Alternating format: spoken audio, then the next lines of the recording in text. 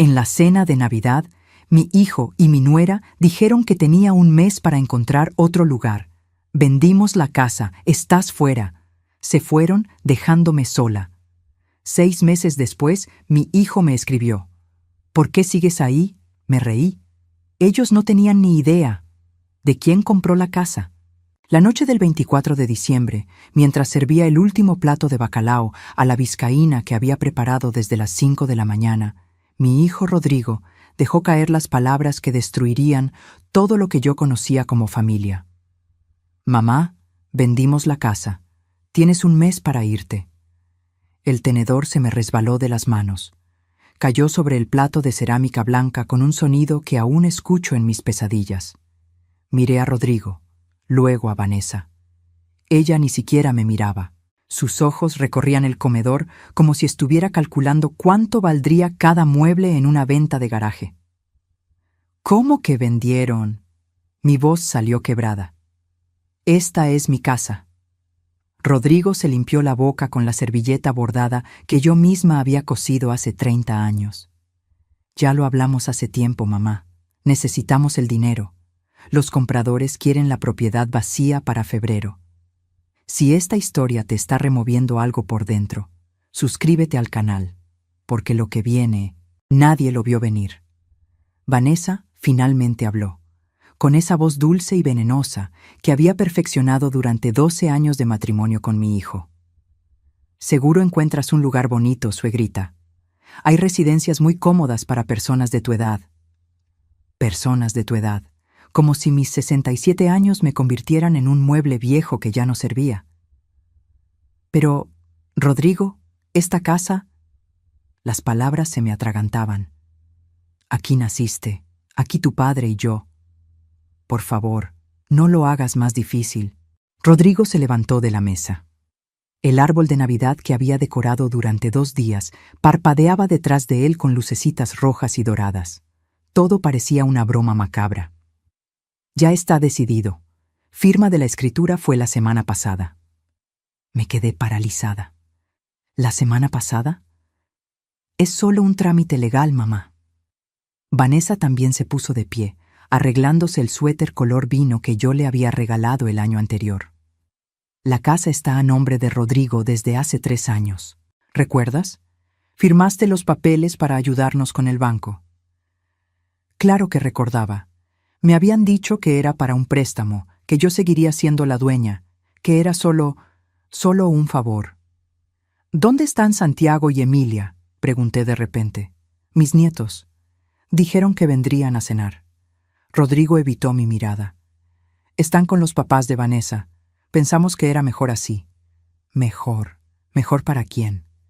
Se fueron 10 minutos después. Ni siquiera probaron el flan napolitano que había preparado. Ni tocaron los romeritos. La puerta se cerró y me quedé sola, rodeada de platos llenos, villancicos sonando en la radio y el eco de una traición que todavía no lograba procesar. Caminé hacia mi habitación como sonámbula. En la cómoda de madera que Arturo, mi difunto esposo, había construido con sus propias manos, vi el sobre. Lo habían dejado ahí, sobre la colcha tejida a gancho que me llevó 6 meses terminar. Lo abrí con manos temblorosas. Gracias por entender, mamá. Es por nuestro futuro. Te queremos. Me senté en la cama y lloré hasta que no me quedaron lágrimas. Lloré por mi hijo. Lloré por la casa que construimos ladrillo por ladrillo. Lloré por la Navidad que acababa de morir frente a mis ojos. Pero lo que Rodrigo y Vanessa no sabían, lo que jamás imaginaron mientras brindaban en la casa de sus suegros esa noche, es que yo había comenzado a mover mis propias piezas 2 meses antes de esa cena. Porque una madre puede perdonar muchas cosas, pero nadie, absolutamente nadie, le quita el techo a una mujer que pasó 40 años construyéndolo sin que esa mujer responda. Y mi respuesta, ni ellos ni nadie la veían venir. Me desperté el 25 de diciembre con los ojos hinchados y un dolor en el pecho que ninguna pastilla podría curar. La casa estaba en silencio, un silencio que antes me reconfortaba y ahora me aplastaba. Caminé descalza hasta la cocina. Los platos de la cena seguían ahí, la comida fría, las velas a medio derretir. Comencé a limpiar porque era lo único que sabía hacer cuando el mundo se desmoronaba. Lavar platos, guardar comida, fingir que todo seguía en orden, pero mi mente estaba en otro lugar. Estaba recordando. Arturo y yo compramos este terreno en 1981. Yo tenía 23 años y estaba embarazada de Rodrigo. El terreno quedaba en las afueras de Puebla, en una colonia que apenas comenzaba a poblarse. No teníamos casi nada. Arturo trabajaba como ayudante de carpintero y yo vendía tamales en la esquina de la iglesia cada domingo. «Aquí levantaremos nuestro hogar, Amelia», me dijo mientras pisábamos el lodo de lo que algún día sería nuestro patio. Ladrillo por ladrillo. Y así fue. Durante 35 años construimos esta casa con nuestras manos. Arturo fabricaba los muebles.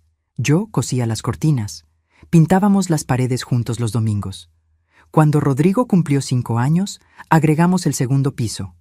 Cuando cumplió 15, renovamos la cocina completa, porque yo soñaba con tener una estufa de 6 hornillas.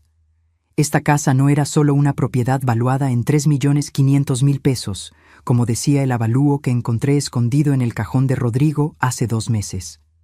Esta casa era cada madrugada que Arturo salió a trabajar. Cada domingo que yo vendí 500 tamales para juntar para las varillas. Cada gota de sudor, cada peso ahorrado, cada sueño cumplido. Arturo murió hace 8 años de un infarto fulminante. Cayó en su taller mientras construía una cuna para Emilia, nuestra nieta que acababa de nacer. Lo encontré ahí, con el serrucho todavía en la mano y una sonrisa tranquila en el rostro. Me quedé sola, con mi pensión de 4.800 pesos mensuales y esta casa. Seguí trabajando hasta los 64 años, primero como costurera a domicilio y luego vendiendo gelatinas en las fiestas del barrio. No era mucho, pero era suficiente. Era mi dignidad. Rodrigo se casó con Vanessa cuando tenía 30 años. Desde el principio, mi comadre Leonor me advirtió: «Esa muchacha mide tu casa con los ojos, Amelia. No te mira a ti, mira tus paredes». Pero yo no quise escuchar. Era la mujer que mi hijo amaba. Yo solo quería que fuera feliz. Qué tonta fui. Abrí el cajón donde guardo mis documentos importantes. Ahí estaba, la escritura que firmé hace 3 años. Rodrigo había llegado llorando, con Vanessa a su lado. «Mamá, el banco nos niega el crédito para nuestra casa nueva. Dicen que tu propiedad afecta a nuestro perfil crediticio.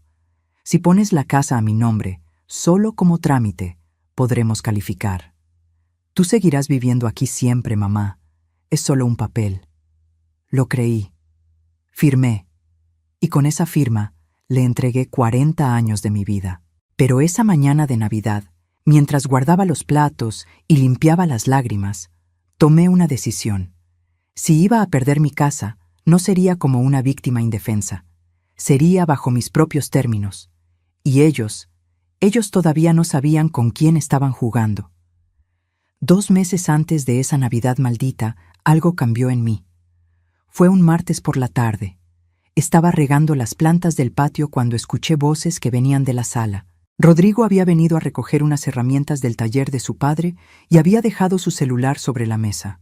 Vanessa estaba hablando. Su voz atravesaba la ventana abierta como un cuchillo. «Ya encontramos comprador, amor. 3.200.000. Podemos cerrar en diciembre». Me quedé paralizada con la manguera en la mano. «¿Estás segura de que mamá no sospecha nada?».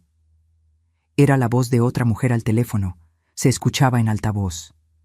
Vanessa se rió, esa risa que yo había escuchado 1000 veces en las comidas familiares, pero que ahora sonaba diferente. Vacía. «Por favor, la vieja no entiende nada de papeles. Firmó todo lo que le pusimos enfrente hace 3 años. Cree que todavía es su casa». El agua seguía saliendo de la manguera, empapando mis zapatos, pero no podía moverme. «Además», continuó Vanessa, «Rodrigo hace lo que yo le digo. Es tan fácil manipularlo. Solo tengo que llorar un poco y hablar de nuestro futuro». Cerré la llave del agua. Mis manos temblaban. Entré a la casa por la puerta trasera, en silencio, y subí a mi habitación. Rodrigo se fue media hora después sin siquiera despedirse. Esa noche no pude dormir. Reviví los últimos 3 años como si viera una película donde finalmente entiendes quién es el villano. Las visitas que se fueron espaciando. Antes venían cada domingo a comer. Luego cada 15 días. Después, una vez al mes. Los últimos 6 meses, apenas 3 veces. Los nietos. Santiago y Emilia dejaron de visitarme hace más de 1 año. Cada vez que preguntaba por ellos, Vanessa tenía una excusa. Están con tareas. Tienen fútbol. Se durmieron temprano. Las humillaciones pequeñas que yo ignoraba porque quería mantener la paz.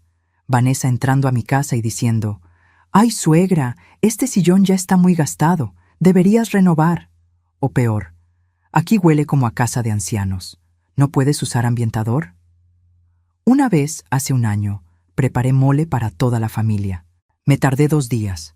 Rodrigo canceló 3 horas antes por mensaje. «Perdón, ma, surgió algo. Otro día». La comida se quedó ahí, en la mesa, esperando bocas que nunca llegaron. Pero lo peor fue cuando descubrí, husmeando en Facebook una tarde de insomnio, las fotos. Vanessa había subido imágenes de nuestra casa nueva en construcción. Una residencia moderna en una privada del norte de la ciudad. Comentarios de sus amigas. «¡Qué hermosa! ¡Lo lograron!». Yo le había dado 850,000 pesos de préstamo para el enganche de esa casa hace 2 años. «Solo por un tiempo, mamá, te lo devolvemos en 6 meses». Nunca vi un solo peso de regreso. Me senté frente a la computadora vieja que Santiago me había regalado hace años y comencé a investigar. Busqué en Google. ¿Qué pasa si alguien vende una casa que está a su nombre pero donde vive otra persona? La respuesta me heló la sangre. Si la casa estaba legalmente a nombre de Rodrigo, él podía venderla. Yo no tenía ningún derecho, a menos que... Seguí buscando. Y lo que encontré esa madrugada cambió todo. Porque resulta que una madre traicionada puede convertirse en la mejor estratega cuando ya no le queda nada que perder. La mañana siguiente fui al registro público de la propiedad.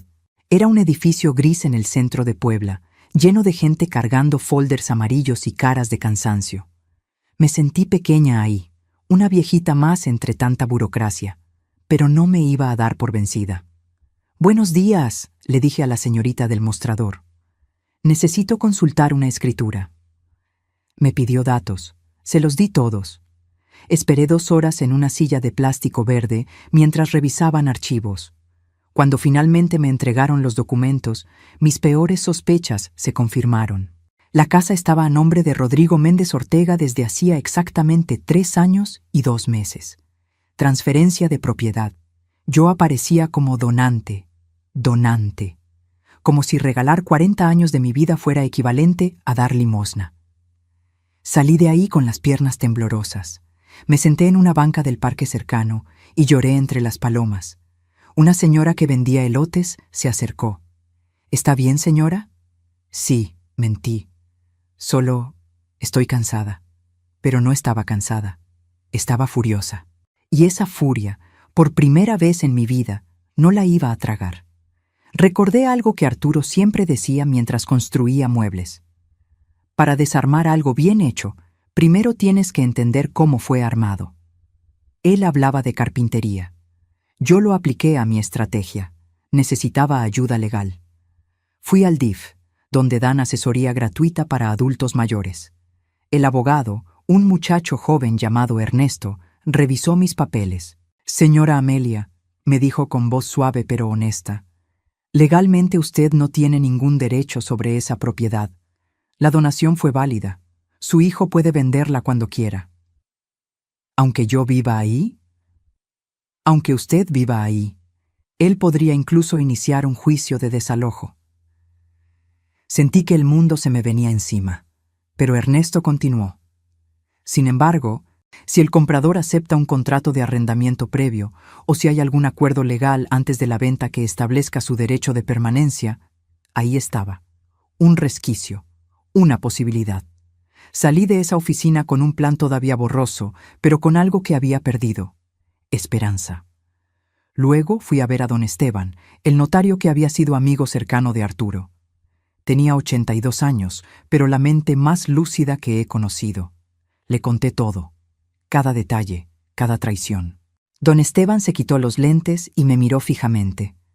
Amelia, lo que tu hijo hizo es moralmente reprobable, pero legalmente válido. Sin embargo, una pausa larga. Si pudieras encontrar un comprador dispuesto a respetar tu permanencia, alguien de confianza que entienda la situación. ¿Cómo quién?, pregunté. No tengo dinero para comprar mi propia casa. ¿Y tu sobrino Leonardo? El que vive en Monterrey. Leonardo, el hijo de mi hermana fallecida. Lo crié como propio durante 5 años cuando ella murió. Él tenía 35 años ahora, era ingeniero en sistemas, ganaba bien. Siempre me llamaba en mi cumpleaños. Siempre preguntaba cómo estaba. ¿Crees que él? Llámalo, dijo don Esteban. Cuéntale la verdad. Y si acepta, yo puedo estructurar un contrato que proteja tu derecho a vivir ahí, legalmente, irrefutablemente. Esa noche marqué el número de Leonardo. Contestó al tercer tono. Tía Amelia, qué gusto escucharte. Y entonces, por primera vez, le conté a alguien toda la verdad. Lo que no sabía es que esa llamada no solo salvaría mi casa, salvaría mi dignidad y destruiría las ilusiones de 2 personas que creyeron que podían jugar conmigo sin consecuencias.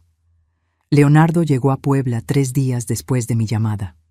No avisó a nadie. Llegó directamente a mi casa un sábado por la mañana, con un maletín negro y la determinación en los ojos que heredó de su madre, mi hermana Elena. Tía, esto es indignante, fue lo primero que dijo después de abrazarme. Rodrigo fue como mi hermano. ¿Cómo pudo hacerte esto? Preparé café de olla. Nos sentamos en la cocina donde tantas veces lo había visto hacer la tarea de niño, y armamos el plan. Leonardo ganaría bien en Monterrey. Tenía ahorros. Pero comprar una casa de 3.200.000 pesos no era algo que pudiera hacer solo de la noche a la mañana. Necesitábamos ser inteligentes. Tengo 450.000 pesos, le dije, sacando la libreta donde llevaba el registro de todos mis ahorros. Es todo lo que me queda después de prestarle a Rodrigo para su casa nueva. Leonardo apretó la mandíbula. Ese dinero nunca fue préstamo, fue robo. Tenía razón, pero el pasado no importaba ahora. Solo importaba el siguiente movimiento. Don Esteban se unió a la reunión esa tarde. Entre los 3 estructuramos la estrategia. Leonardo crearía una empresa. Inversiones del Norte S.A.D.C.V. Una compañía fantasma, legal, pero imposible de rastrear hasta él. Al menos no de inmediato. Mis 450.000 pesos serían el enganche. Leonardo conseguiría un crédito empresarial por el resto. Después, con tiempo, yo le devolvería todo vendiendo las pocas joyas de oro que tenía, algunos muebles, lo que fuera necesario. Pero primero teníamos que ganarles el juego. El truco, explicó don Esteban mientras redactaba el borrador, es incluir una cláusula de arrendamiento preexistente. El comprador acepta la propiedad con la arrendataria actual. Eso te da derecho legal de permanecer. ¿Y si Rodrigo no acepta ese término? Don Esteban sonrió con picardía. Lo ocultaremos en la letra pequeña. Entre tanto tecnicismo legal, ni siquiera se darán cuenta. Además, si están desesperados por cerrar la venta antes de fin de año por razones fiscales... Exacto. La codicia los haría descuidados. Leonardo se encargó de contactar a Rodrigo. Lo hizo a través de un intermediario, un agente inmobiliario que trabajaba con su empresa. Hay un comprador interesado. Pago de contado. Cierre rápido. Pero la oferta es de 3.200.000. No los 3.500.000 que piden. Rodrigo mordió el anzuelo de inmediato. Las siguientes semanas fueron una obra de teatro perfecta. Leonardo negociaba a distancia. Yo fingía no saber nada. Rodrigo y Vanessa venían ocasionalmente a la casa, midiendo, fotografiando, probablemente planeando cómo gastarían el dinero. Una tarde, Vanessa entró a mi habitación sin tocar. «Suegra, cuando te vayas, ¿puedo quedarme con el ropero antiguo?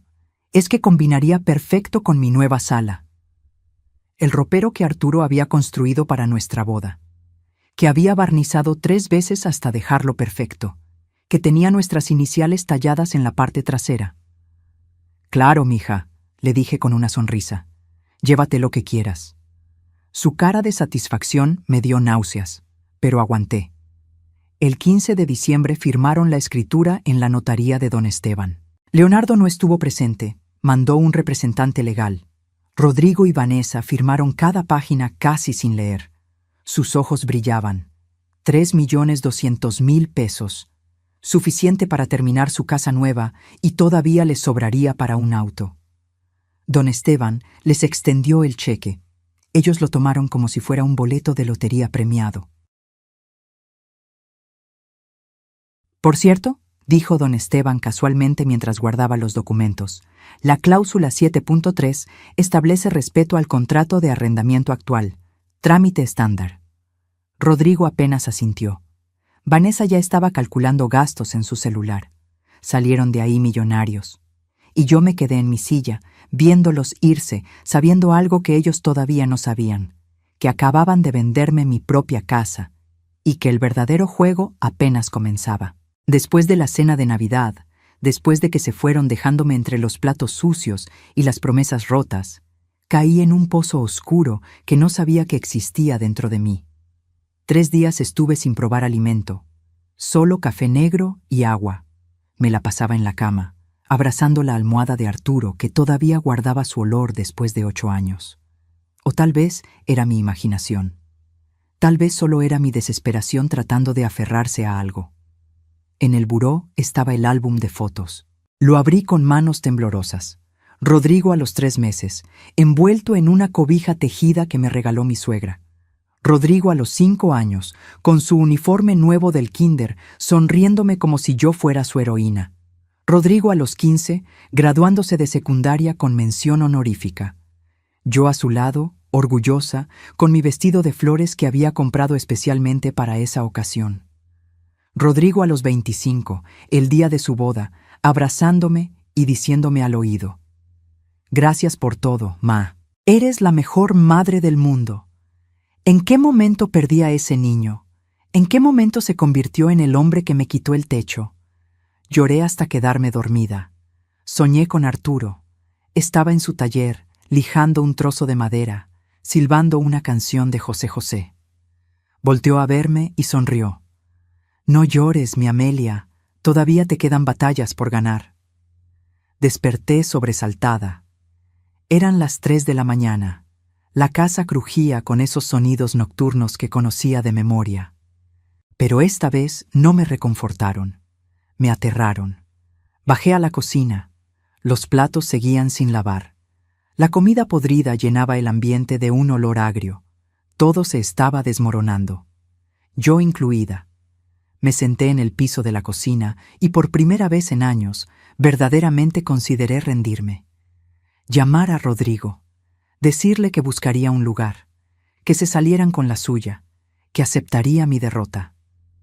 En eso sonó el timbre. Eran las 3:30 de la madrugada. ¿Quién podía ser? Abrí con miedo. Era Leonor, mi comadre de toda la vida. Traía puesto su camisón debajo del abrigo y pantuflas. Su cara mostraba preocupación. «Comadre, vi tu luz prendida a esta hora, y hace 3 días que no sales. ¿Qué está pasando?» Le conté todo. Entre sollozos, le dije lo de la casa, lo de Rodrigo, lo de Vanessa. Le mostré los papeles, las fotos, el álbum. Le confesé que estaba pensando en rendirme. Leonor me agarró de los hombros con una fuerza que no sabía que tenía. «¡Levántate! ¡Levántate ahora mismo!». Su voz era fuego. «Esa gente te robó tu casa, pero ¿tú les vas a entregar tu dignidad también? No, Amelia, no. Ya no puedo, Leonor. Estoy cansada». «¿Cansada? Tu marido trabajó 40 años para construir estas paredes. Tú vendiste tamales bajo el sol durante 30 años para poner cada ladrillo. ¿Y ahora te vas a rendir porque tu hijo resultó ser un malagradecido?». Sus palabras me atravesaron como agujas. «Rodrigo perdió a su madre el día que decidió traicionarte, pero tú no has perdido tu dignidad. Todavía no». Leonor me obligó a ponerme de pie. Esos documentos que firmaste con Leonardo, ese plan que armaste. ¿Para qué fue todo eso si ahora te vas a echar a morir? Tenía razón, por supuesto que tenía razón. Me lavé la cara. Leonor me preparó té de manzanilla. Juntas limpiamos la cocina en silencio. Tiramos la comida echada a perder. Lavamos cada plato. Barrimos, trapeamos. Cuando el sol comenzó a salir, mi casa volvía a estar en orden. Y yo también. Gracias, comadre, le dije abrazándola. No me agradezcas, demuéstramelo. Gana esta batalla. Y así lo haría, porque esa madrugada dejé de ser la madre que perdona todo. Me convertí en la mujer que Arturo sabía que yo podía ser, la que no se deja, la que pelea hasta el final. Enero llegó con frío y con la primera llamada de Rodrigo. «Mamá, ¿ya encontraste lugar?» Su voz sonaba impaciente. Ya no quedaba rastro del hijo que conocí. «Sigo buscando, hijo. Dame más tiempo». Colgó sin despedirse. Empecé a empacar, lentamente, caja por caja. No porque me fuera a ir, sino porque necesitaba revisar cada rincón de esta casa, buscar evidencias, municiones para la batalla que vendría. En el closet del cuarto de visitas encontré una caja de cartón olvidada. Adentro había ropa vieja, libros de Rodrigo cuando era niño y algo que me llamó la atención. Un folder rosa con papeles. Lo abrí. Eran cartas, escritas a mano, la letra de Vanessa. Las había dejado olvidadas hace 2 años, cuando vinieron a quedarse una semana mientras remodelaban su departamento. Vanessa era descuidada. Siempre dejaba cosas tiradas. Comencé a leer, y con cada palabra algo dentro de mí se cristalizaba en hielo puro. Querida Sofía, te juro que esta vieja no se muere nunca. Ya tiene 65 años. ¿Cuánto más va a vivir? Necesitamos esa casa ya. Rodrigo es tan ingenuo, hace todo lo que le digo. Lo convencí de que pusiera la casa a su nombre. Ahora solo falta esperar el momento perfecto para vender. Su madre es tan tonta que ni siquiera entiende que ya no es su propiedad. Tuve que sentarme. El mundo giraba. Otra carta, fechada 6 meses después. Ya encontramos comprador. Un inversionista del norte. Ofrecen 3.2 millones. Rodrigo quiere esperar, dice que se siente mal por su mamá, pero yo lo convenceré. Siempre lo hago. Solo necesito llorar un poco y hablar de nuestros hijos, de su futuro. Él cede siempre. Había más, mucho más, fotografías que no había visto. En una, Vanessa aparecía abrazada de un hombre que no era Rodrigo, besándose en un restaurante. Al reverso, con letra descuidada: Diego, mi amor, pronto seremos libres. Diego. Busqué en sus redes sociales usando la computadora. No fue difícil encontrarlo.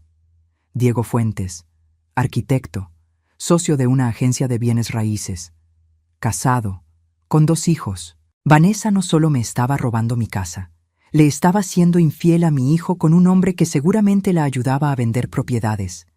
Pero había algo más en esa caja: documentos bancarios, estados de cuenta, un préstamo a mi nombre por 180,000 pesos que yo nunca autoricé, mi firma falsificada.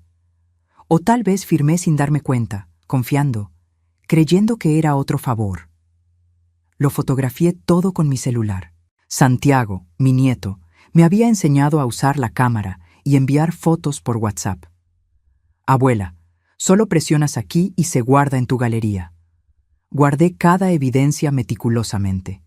Las cartas, las fotos, los documentos bancarios, todo en un sobre manila que escondí en el lugar más seguro que conocía, dentro del colchón de mi cama, en una abertura que hice con las tijeras de costura. Llamé a Leonardo esa noche. Tío, encontré algo que cambia todo. Le envié las fotos. Escuché su respiración entrecortada al otro lado de la línea. Tía, esto es suficiente para demandar por fraude, por falsificación. Vanessa podría ir a la cárcel. Lo sé, dije con voz tranquila, pero todavía no vamos a usar estas cartas. Las guardaremos para el momento exacto. ¿Cuál momento? Cuando llegue la hora de que ambos miren a los ojos a la persona que creyeron vencida.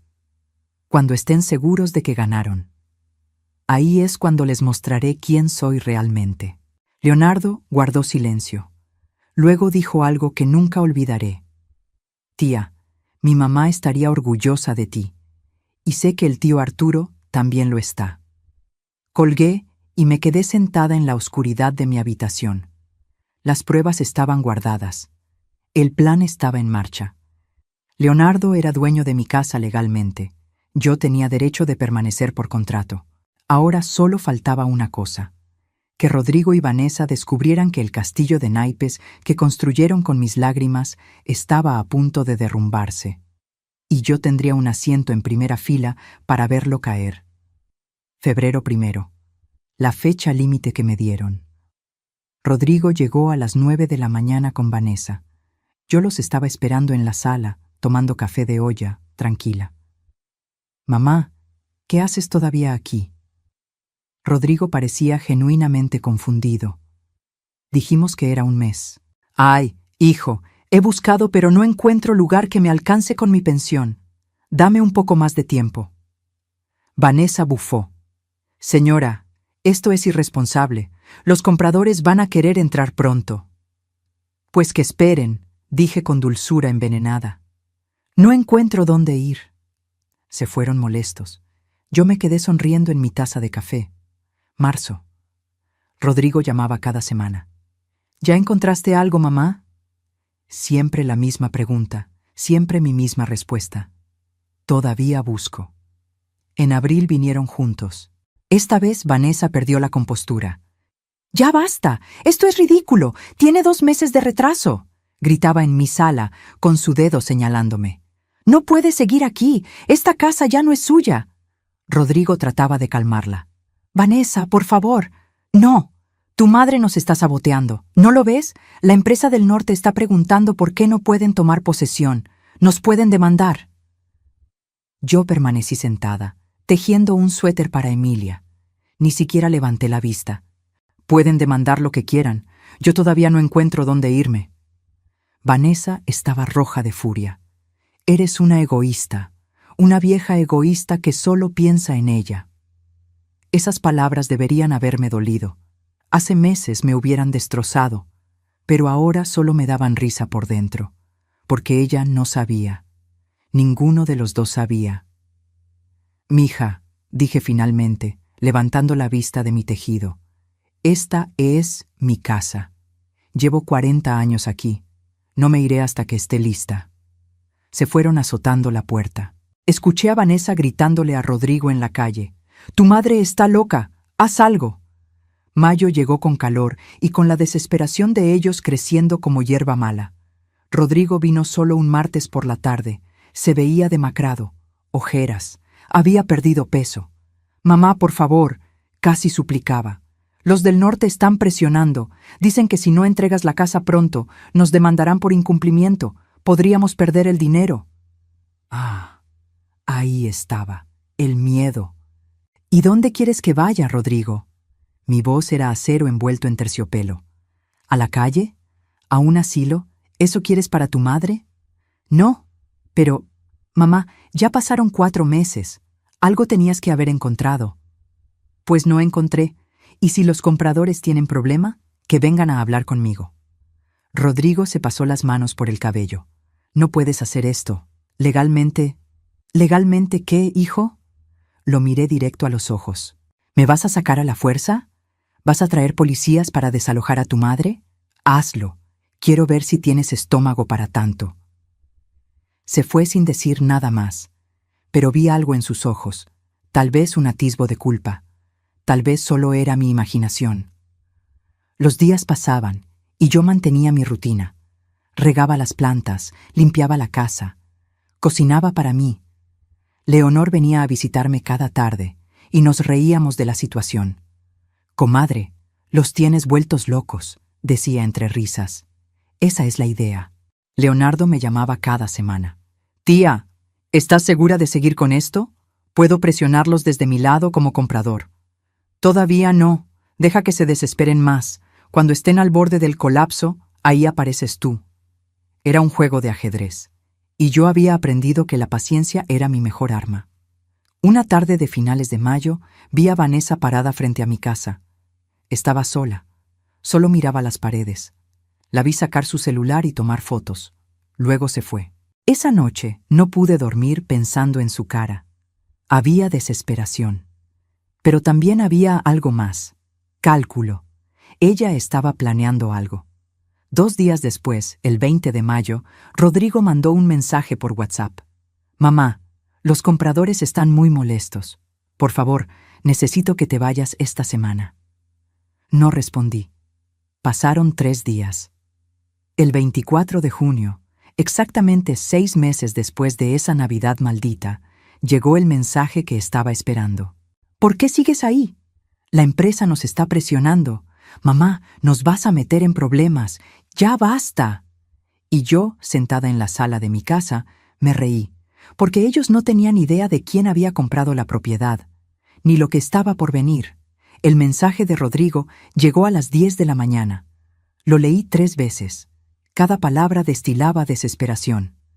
«Mamá, necesito que vengas a nuestra casa mañana. Tenemos que hablar en serio. Esto ya no puede seguir así. Los compradores están furiosos». Media hora después, Vanessa también escribió. Primera vez que me contactaba directamente en meses. «Señora Amelia, esto ya es ridículo. Nos puede meter en problemas legales serios. Por favor, tenga consideración». Consideración. Qué palabra tan interesante viniendo de la mujer que planeó robarme todo. Tomé mi celular y llamé a Leonardo. «Tío, llegó el momento. Ven a Puebla mañana, a las 4 de la tarde. Trae a don Esteban contigo». «¿Estás lista, tía?». Me miré en el espejo del recibidor. Vi a una mujer de 67 años con canas que ya no teñía, arrugas que contaban historias, ojos que habían llorado ríos, pero que ahora brillaban con determinación. «Más que lista», le respondí a Rodrigo. «No voy a ir a tu casa. Si quieres hablar, ven a la casa mañana a las 4 de la tarde. Los espero». Hubo un silencio largo. Luego, «Ok». Esa noche no pude dormir. No por miedo, por anticipación. Abrí mi closet y saqué mi blusa bordada color marfil, la que Arturo me había regalado en nuestro aniversario número 30. Me la probé. Todavía me quedaba perfecta. Preparé café. Limpié la casa hasta que brilló. Puse flores frescas en la mesa del comedor. Saqué las tazas de porcelana con flores naranjas que solo usábamos en ocasiones especiales. Esta lo era. Leonor llegó a las 2 de la tarde. «Comadre, ¿necesitas que me quede?». «No, pero gracias. Esto lo tengo que hacer sola». Me abrazó fuerte. «Tu Arturo te está cuidando desde arriba y está orgulloso». Leonardo y don Esteban llegaron a las 3:30. Traían un portafolio negro lleno de documentos. Los hice pasar. Les serví café. Revisamos cada detalle del plan una última vez. «¿Estás segura de querer hacerlo así, Amelia?», preguntó don Esteban. «Va a doler, para todos». «Lo sé, pero es necesario». A las 4 en punto sonó el timbre. Respiré hondo. Abrí la puerta. Rodrigo y Vanessa estaban ahí. Él con traje, como si viniera de la oficina. Ella con un vestido rojo ajustado y tacones, como si esto fuera una reunión de negocios cualquiera. «Mamá». Rodrigo se detuvo al ver a Leonardo y don Esteban sentados en la sala. «¿Qué es esto?». «Pasen», dije con voz firme. «Es hora de que tengamos una conversación pendiente». Vanessa miró a Leonardo con sospecha. «¿Quién es usted?». Leonardo se puso de pie, extendió la mano. «Leonardo Ortega, ingeniero, vivo en Monterrey». Rodrigo palideció. «¿Leo? ¿Mi primo Leo? ¿Qué haces aquí?». «Soy el representante legal de inversiones del Norte S.A.de.C.B». Hizo una pausa deliberada. «La empresa que compró esta casa».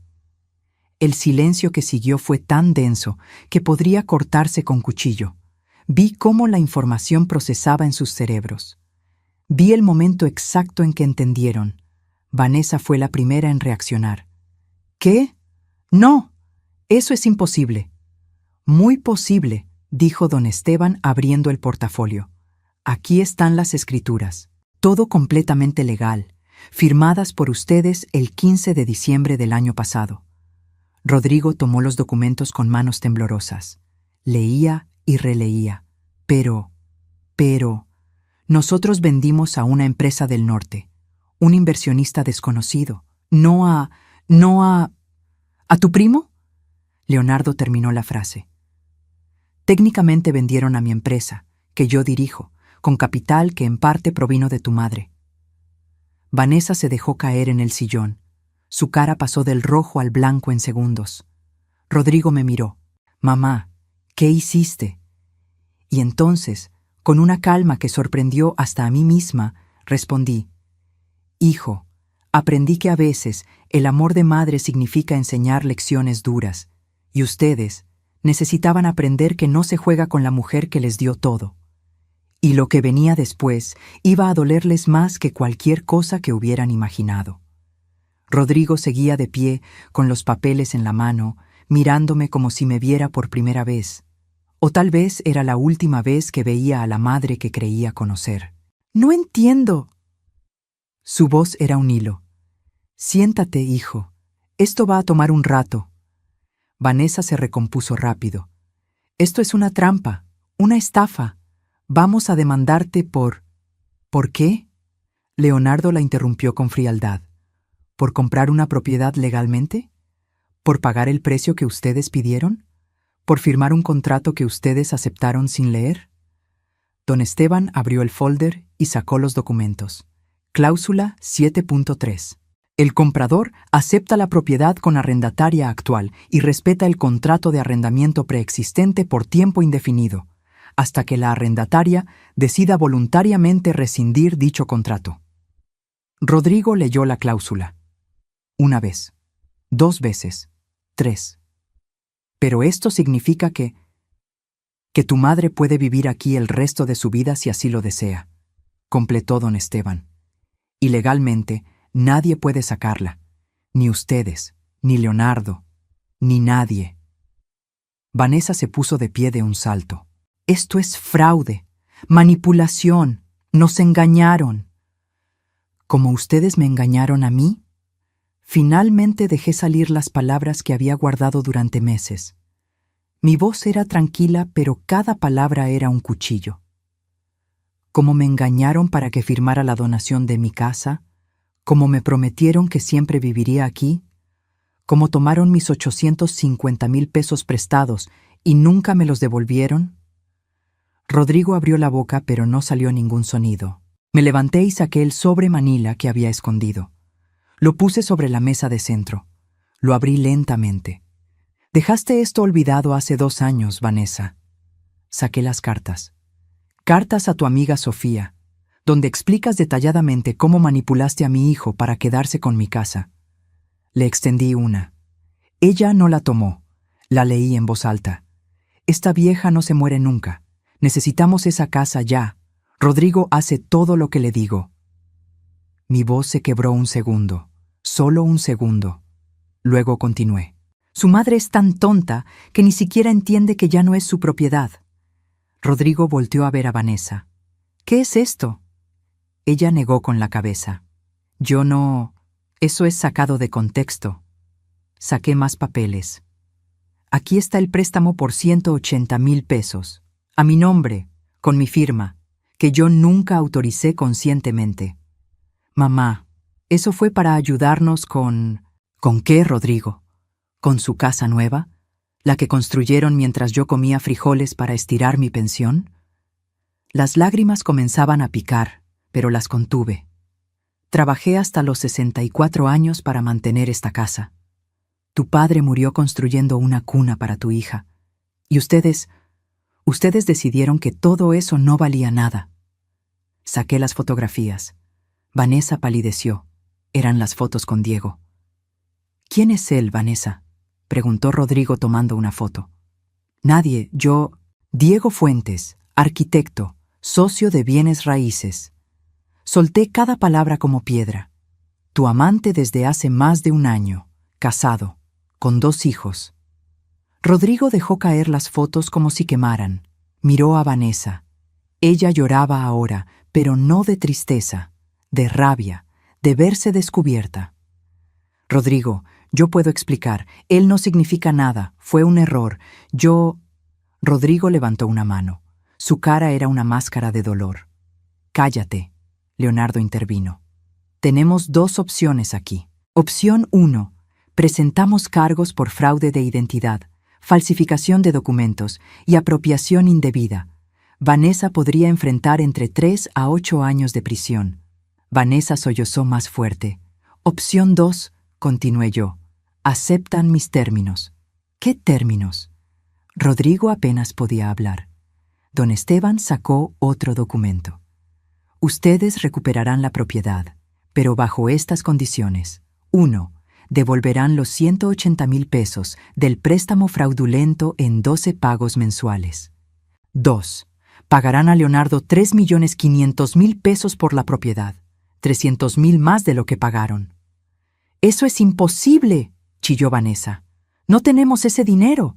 Tendrán que conseguirlo. Vendan su casa nueva, pidan un préstamo. No me importa». Mi voz era hielo.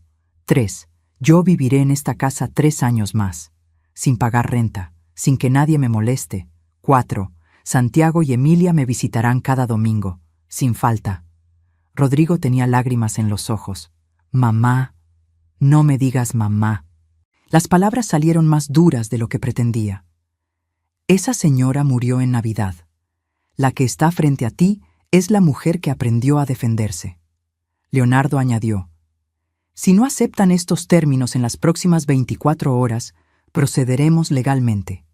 Y créanme, con las pruebas que tenemos, Vanessa irá a prisión. Y Rodrigo, como cómplice, tendrá problemas también». El silencio era sepulcral. Vanessa rompió primero. «Esto es una pesadilla. Suegra, por favor, todo fue un malentendido. Yo la quiero. No queríamos hacerle daño». La miré directamente. «Sí querían, y lo hicieron. Ahora vivirán con las consecuencias». Rodrigo firmó, con lágrimas cayendo sobre el papel. Firmó cada documento. Vanessa también, temblando. Cuando terminaron, don Esteban recogió los papeles. «Tienen hasta mañana para depositar el primer pago del préstamo, 15,000 pesos». Se levantaron para irse. Rodrigo volteó antes de salir. «Mamá, lo siento. De verdad lo siento». Lo vi salir. Vi cómo cargaba el peso de sus decisiones en los hombros, y aunque parte de mí quería abrazarlo, otra parte, la parte que había aprendido a sobrevivir, simplemente cerró la puerta. Porque algunas disculpas llegan demasiado tarde, y algunas lecciones solo se aprenden a través del dolor. Cuando la puerta se cerró detrás de ellos, mis piernas finalmente cedieron. Leonardo me agarró antes de que cayera al piso. «Tía, ¿estás bien?» No estaba bien. Estaba exhausta. Temblaba. Había sostenido tanta fuerza durante tanto tiempo que ahora que todo había salido, mi cuerpo simplemente se rendía. Don Esteban me sirvió un vaso con agua. Leonor, que había estado esperando en la cocina durante toda la reunión, salió corriendo y me abrazó. «Ya pasó, comadre. Ya pasó». Pero no había pasado. Apenas comenzaba. Leonardo se quedó esa noche. Leonor también. Ninguno quería dejarme sola. Cenamos sopa de fideos que Leonor preparó. Nadie habló mucho. No había mucho que decir. Al día siguiente, a las 10 de la mañana, sonó mi celular. Era una notificación bancaria. Transferencia recibida, 15,000 pesos, de Rodrigo Méndez. Leonardo revisó su cuenta. «Tía, también depositaron el primer pago del precio de la casa, 29,000 pesos». Estaban cumpliendo. Por miedo o por arrepentimiento, estaban cumpliendo. Los días siguientes fueron extraños. Mi casa se sentía diferente. Más mía que nunca, pero también más vacía. Seguí mi rutina. Regaba las plantas, limpiaba, cocinaba. Leonor venía cada tarde a tomar café. «¿Cómo te sientes, comadre?» «No lo sé. Victoria no se siente como pensé que se sentiría». Una semana después del enfrentamiento, un sábado por la mañana, sonó el timbre. Era Rodrigo, solo. Se veía demacrado, peor que la última vez. «¿Puedo pasar?» Lo dudé. Luego abrí la puerta. Se sentó en el sillón donde se sentó 1000 veces de niño, donde hacía tarea, donde veía caricaturas. Vanessa y yo nos separamos, dijo sin preámbulo. No respondí. Ella se fue con Diego. Resultó que él también la engañaba. Con otras 3 mujeres. Sonrió amargamente. Irónico, ¿no? Silencio. Los niños están conmigo, están confundidos. No entienden por qué su mamá se fue. No entienden por qué ya no vivimos en la casa nueva. Se pasó las manos por la cara. Tuve que venderla, mamá, para pagar lo que te debo, para pagar a Leonardo. No me digas mamá. Lo siento tanto. Lloró, un hombre de 42 años llorando como niño. Perdí todo, mi esposa, mi casa, mi dignidad, y lo peor es que lo merezco. Algo dentro de mí se movió. No era perdón, todavía no, pero era algo. ¿Por qué lo hiciste, Rodrigo? ¿En qué momento dejé de ser tu madre y me convertí en un obstáculo? Nunca fuiste un obstáculo. Yo me dejé manipular. Vanessa era tan convincente. Decía que necesitábamos asegurar nuestro futuro, que tú estarías bien, que era solo un papel. Levantó la vista. Pero yo sí sabía, mamá. En el fondo, yo sí sabía que estaba mal, y lo hice de todas formas. Esa honestidad brutal dolía más que las mentiras. ¿Y los niños? ¿Cómo están? Preguntan por ti, todos los días. Les dije que podían venir este domingo. Tú también puedes venir, cada domingo, como dice el contrato. ¿De verdad? No era perdón. Era una puerta entreabierta, una posibilidad. Tal vez. Se fue media hora después. Yo me quedé en la sala, mirando las paredes que tanto había peleado por conservar. Arturo tenía un dicho: la venganza es un plato que se sirve frío, pero el perdón es un camino que se recorre despacio. Yo estaba en algún punto intermedio. Había ganado mi casa, había recuperado mi dignidad, pero el costo había sido alto. Mi relación con mi hijo estaba rota. Tal vez se podría reparar, tal vez no. Esa noche, antes de dormir, saqué una caja del closet. Era la caja donde guardaba las cosas de Arturo, su reloj, sus herramientas, una foto nuestra del día de nuestra boda, tan jóvenes, tan llenos de esperanza. Lo hice, amor, le susurré a la foto. Defendí lo nuestro, pero me siento vacía. El reloj que dejó sonaba cada hora, como siempre, constante, recordándome que el tiempo seguía avanzando y que ahora, con mi casa asegurada y mi dignidad intacta, tenía que decidir qué hacer con el tiempo que me quedaba. Si lo llenaría de rencor o si le daría una oportunidad a la redención de mi hijo. Esa decisión aún no la había tomado, pero al menos ahora era mía decisión. Los domingos se convirtieron en mi nueva rutina. Cada semana, a las 11 de la mañana, llegaban Santiago y Emilia. Rodrigo los traía y se quedaba también, silencioso, casi invisible. El primer domingo fue incómodo. Los niños entraron como si pisaran cristales rotos. Abuela. Santiago, que ahora tenía 13 años y era casi tan alto como su padre, me abrazó con fuerza. Te extrañé mucho. Emilia, de 10 años, se quedó atrás. Papá dice que ustedes tuvieron problemas. Sí, mija, pero eso es entre adultos. Ustedes no tienen culpa de nada. Preparé enchiladas verdes, su comida favorita. Vi cómo devoraban todo como si no hubieran comido en días. Rodrigo apenas probó su plato. ¿Dónde está mamá?, preguntó Emilia eventualmente. Rodrigo y yo nos miramos. Tu mamá tuvo que irse por un tiempo, dijo él. Los niños no preguntaron más. Los niños siempre saben más de lo que dicen. Durante marzo y abril vi cómo Rodrigo se desmoronaba poco a poco. Cada domingo llegaba más delgado, más cansado. Trabajaba doble turno para pagar las deudas. Había vendido el carro nuevo. Ahora venía en uno viejo que le prestó un amigo. ¿Cómo vas con los pagos?, le pregunté un domingo, cuando los niños estaban jugando en el patio. Voy al día. Es difícil, pero es lo que merezco. En mayo, Santiago me buscó en la cocina mientras lavaba los trastes. Abuela, ¿papá hizo algo muy malo? Sequé mis manos y lo miré. Tenía los ojos de Arturo, los mismos ojos nobles y confundidos. Tu papá cometió un error, mijo, un error grande, pero está tratando de corregirlo. ¿Tú lo perdonarás? No lo sé todavía.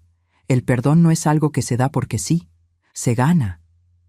Él llora por las noches. Lo escucho. Y luego mira fotos viejas tuyas, de cuando era niño.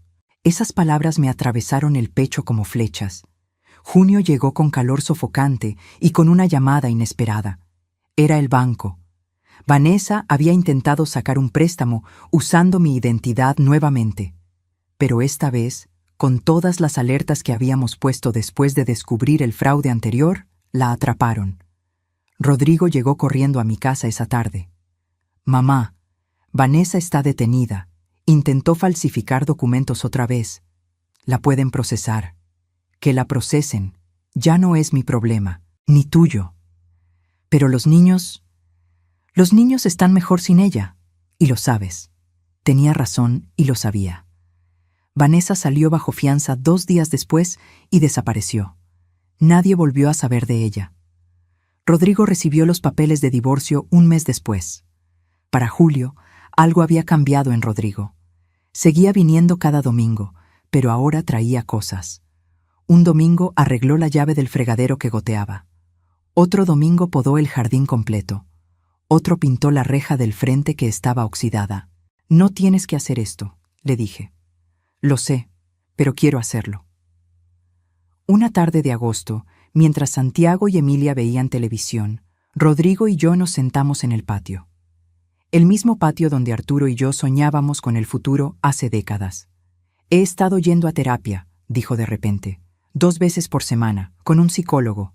¿Sí? Me di cuenta de que nunca procesé la muerte de papá, y me dejé manipular por Vanessa porque estaba buscando llenar un vacío. No es excusa, pero es la razón. Lo escuché sin interrumpir. También me di cuenta de que te tomé por sentado toda mi vida. Asumí que siempre estarías ahí sin importar cómo te tratara. Asumí que tu amor era infinito e inquebrantable. Se limpió una lágrima. Y cuando casi te pierdo por mi propia culpa, entendí que hasta el amor de madre tiene límites. Y que yo crucé todos. Sí, los cruzaste. ¿Algún día podrás perdonarme? No te pido que sea mañana o el próximo año, pero ¿algún día? Miré el cielo. Las mismas nubes que miraba con Arturo. El mismo sol que nos vio construir esta casa, ladrillo por ladrillo. El perdón no borra lo que pasó, Rodrigo. No devuelve los 6 meses que me dejaste sola después de destrozarme en Navidad. No borra las noches que lloré pensando que mi único hijo me odiaba. Lo sé. Pero hice una pausa. Puedo darte la oportunidad de ser mejor. No para mí, para ti, para tus hijos. Sus hombros temblaron. Gracias. No merezco ni siquiera eso. Tienes razón. No lo mereces. Pero yo no soy como tú. Yo no abandono a mi familia, incluso cuando me lastiman. Esa fue la primera vez que lo vi realmente entender el peso de lo que había hecho. Y la primera vez que yo entendí que tal vez, solo tal vez, la justicia no siempre tiene que ser amarga. A veces puede mezclarse con una pizca de esperanza. Diciembre llegó otra vez. 1 año exacto desde aquella Navidad que partió mi vida en 2. Esta vez, cuando abrí los ojos el 24 de diciembre, no sentí el mismo pánico. La casa seguía siendo mía, mi cama seguía siendo mía, mi futuro seguía siendo mío. Me levanté temprano y empecé a cocinar. No el festín de año pasado, algo más sencillo, más real. Arroz con pollo, ensalada y flan, suficiente para 4 personas. A las 5 de la tarde sonó el timbre. Era Rodrigo con Santiago y Emilia. Los niños traían un pastel que habían decorado ellos mismos. Decía, «Te amamos, abuela», con letras torcidas de betún. Nos tardamos 3 horas haciéndolo, dijo Santiago orgulloso. Es el pastel más hermoso que he visto, dije sinceramente. Cenamos en silencio al principio. Luego Emilia empezó a contar historias de la escuela. Santiago habló de su equipo de básquetbol. La conversación fluyó como agua después de una sequía larga. Después de la cena, Rodrigo me ayudó a lavar los platos, como lo hacía cuando era niño. «Mamá», dijo mientras secaba una taza, «sé que dijiste que no me llamaras así, pero ¿puedo intentarlo otra vez? ¿Puedo intentar ser tu hijo otra vez?» Lo miré. Vi al hombre de 42 años que había cometido errores terribles, pero también vi al niño de 5 años que me decía, «Te amo», antes de dormir. Vi 30 años de recuerdos entre esos dos momentos. «Puedes intentarlo», dije finalmente. «No prometo nada, pero puedes intentarlo». Se le llenaron los ojos de lágrimas. «Es todo lo que pido». Esa noche, cuando se fueron, no me sentí vacía como el año anterior. Me sentí en paz, no completa. Tal vez nunca volvería a sentirme completa como antes, pero en paz. Enero pasó, febrero, marzo. Los domingos seguían siendo sagrados. Rodrigo nunca faltaba. Seguía pagando sus deudas religiosamente. Había vendido todo lo que tenía de valor para cumplir con Leonardo. En abril me enteré de que había empezado a trabajar en un proyecto comunitario, ayudando a adultos mayores con trámites legales. «Para que nadie más pase por lo que tú pasaste», me explicó. No era suficiente para borrar lo que hizo, pero era algo. En mayo, Leonardo vino de visita. Nos sentamos los tres en la sala, Rodrigo, Leonardo y yo. «Tía, Rodrigo ha cumplido con todos sus pagos. Ya solo le faltan 8 meses. Rodrigo asintió, exhausto pero cumplidor.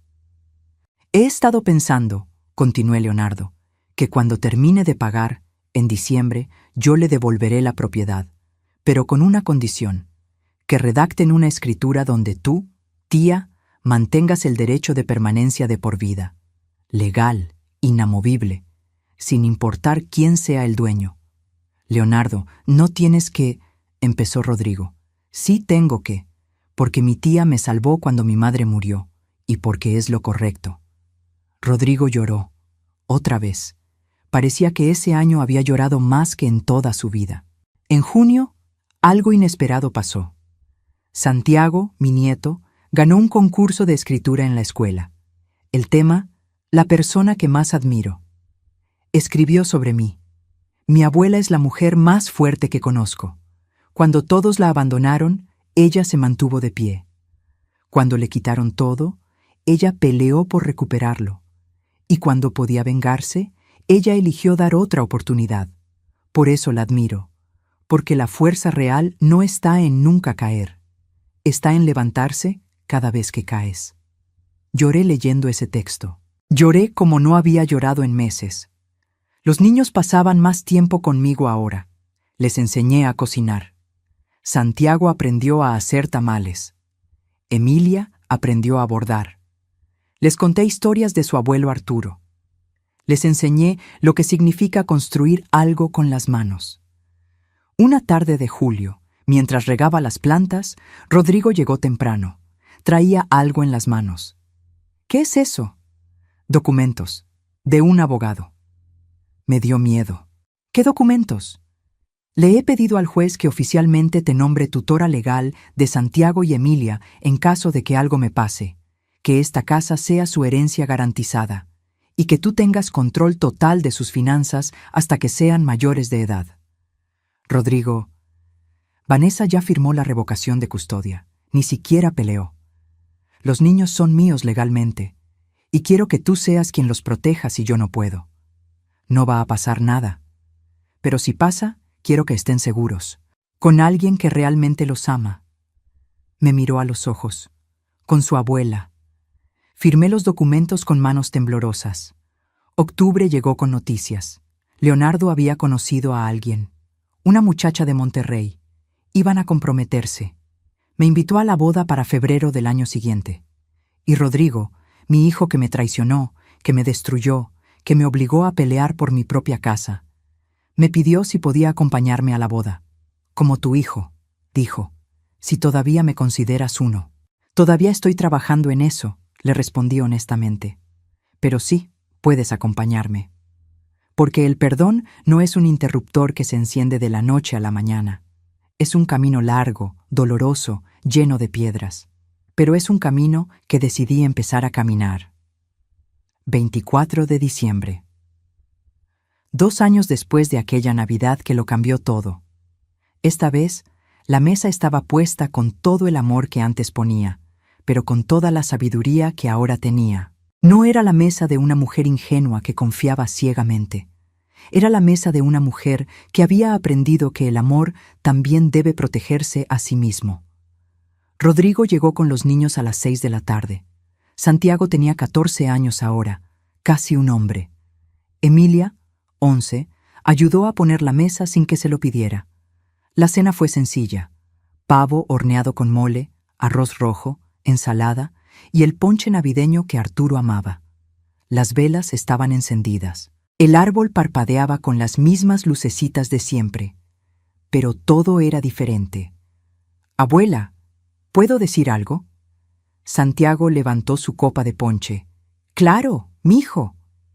Quiero brindar por ti, por enseñarnos que está bien poner límites, por mostrarnos que el amor no significa dejarse pisotear, y por darnos una segunda oportunidad a todos».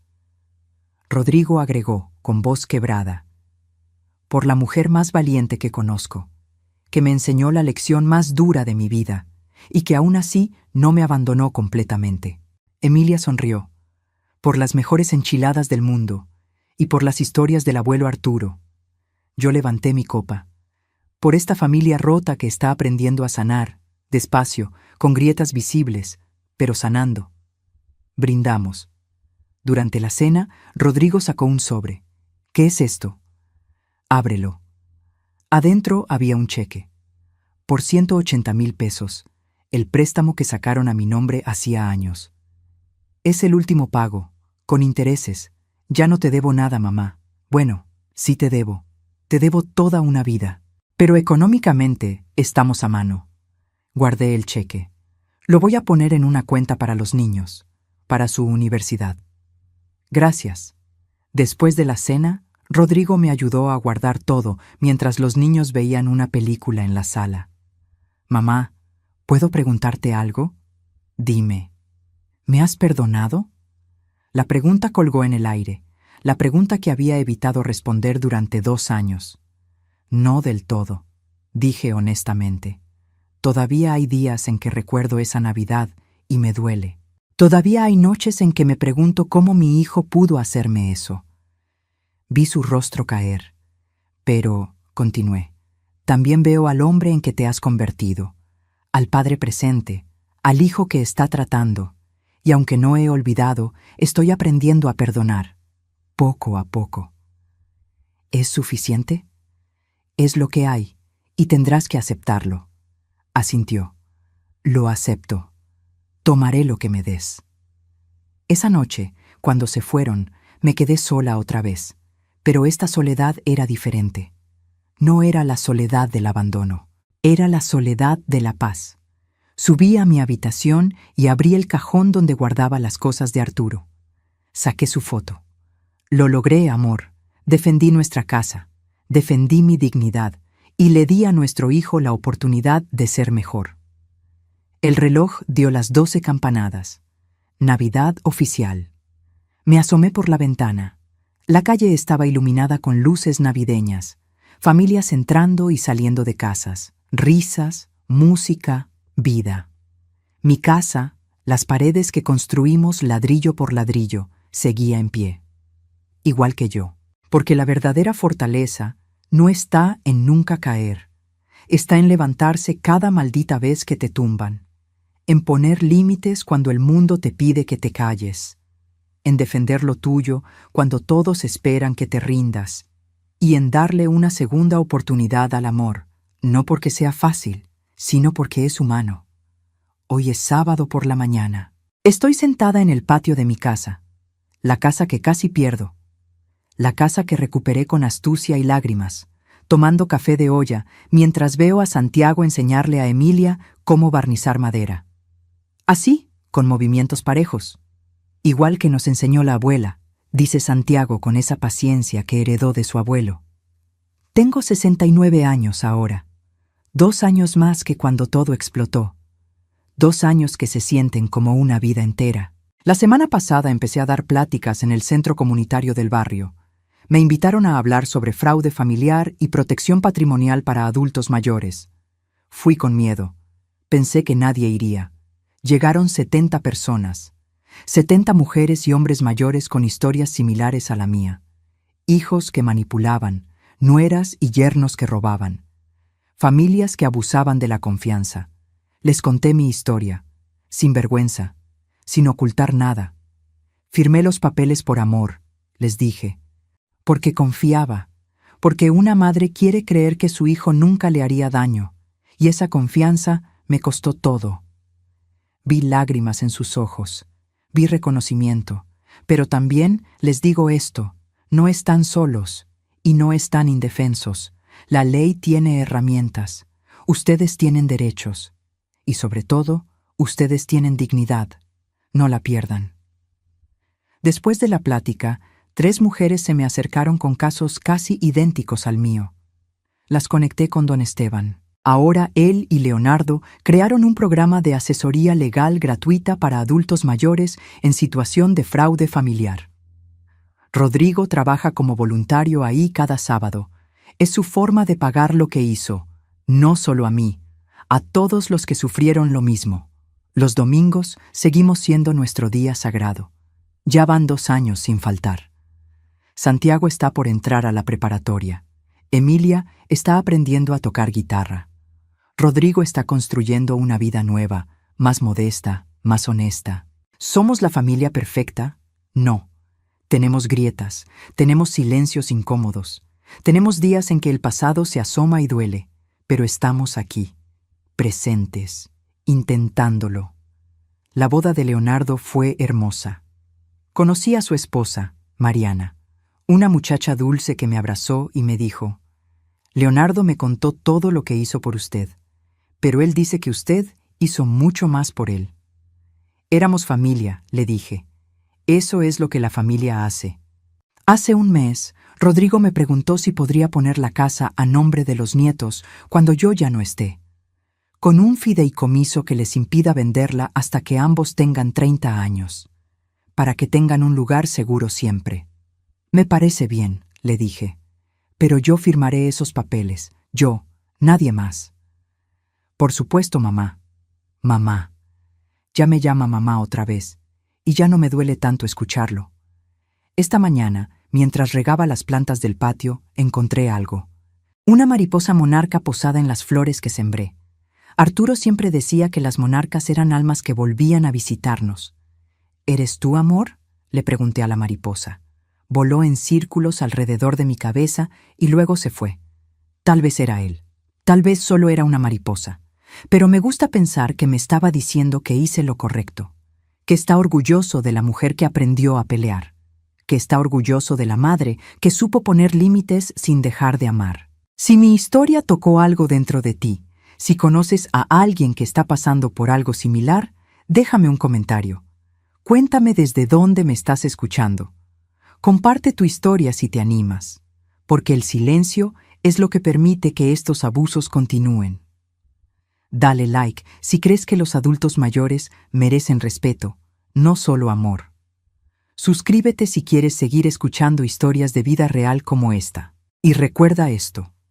La verdadera riqueza no está en las casas que posees, sino en la dignidad que no permites que te quiten. El amor de madre no significa ser pisoteada, significa enseñar, incluso cuando duele. Y a veces, la mejor lección que puedes dar a tus hijos es mostrarles que hay consecuencias para sus acciones. Gracias por escucharme, gracias por estar aquí, y que ninguno de ustedes tenga que pasar por lo que yo pasé, pero si lo hacen, que tengan la fuerza para levantarse. Porque ustedes también la tienen, solo a veces necesitan que alguien se los recuerde. Yo soy Amelia, tengo 69 años, vivo en la casa que construí con mi esposo ladrillo por ladrillo, y nadie, absolutamente nadie, me la quitará otra vez. Hasta la próxima historia. Fin.